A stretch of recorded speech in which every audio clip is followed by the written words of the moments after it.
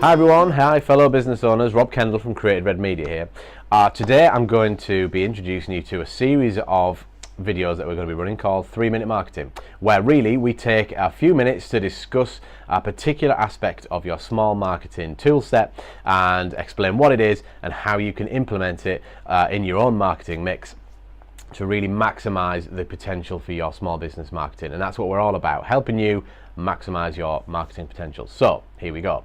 Today we're talking about calls to action.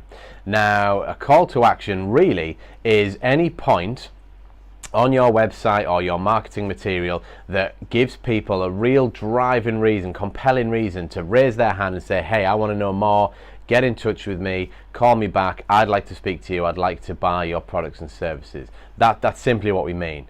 In more technical terms, it is a point at which people are enabled to become leads or known to you from a visitor.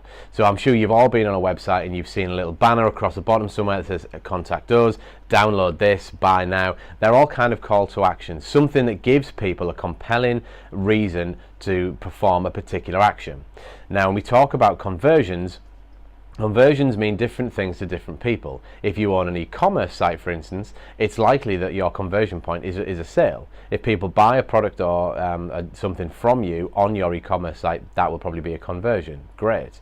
If you're more of a B2B seller, or you just sell services, or you want people to download more information, or you have a standard kind of brochure site where it's mainly informational, and you want people to just engage with you for further details, then this is probably the more common conversion that we have. And that's simply from taking people from being an unknown quantity, a visitor, through to being a known entity and making themselves a lead. They're putting their hand up and saying, I want to start that conversation, I want to know more.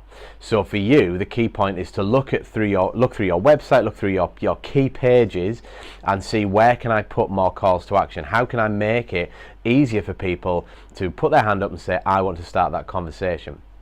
You would be surprised at the number of websites we come across that have great information. The content's there, it's very passionate, it's very experienced and knowledgeable and detailed. However, there is no real reason on there or any other sort of points of engagement, points of conversion for people. It's just a wall of text. It's a bit like an online Word document. Now that's great. I mean, why else would you be in business if you don't know what you're doing and you're not passionate about it? However, it's got to be translated a bit differently on a website so that people can consume that information quickly and break that text up with headings and images, but also there is something else there that says, hey, this is what we do, this is what we're about, get in touch with us and we'll take it to the next level. Or, these are the problems you have, this is how we can help you solve them.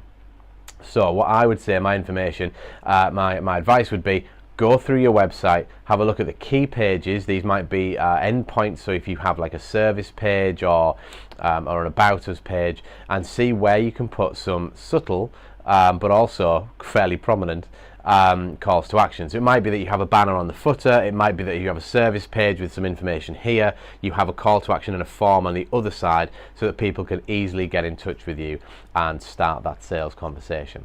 So we've talked about calls to action, what they are, and how you can implement them in your site. As always, if you have some questions, leave them in the comments below and we'll reply to them and we'll help you maximize your marketing potential. See you next time.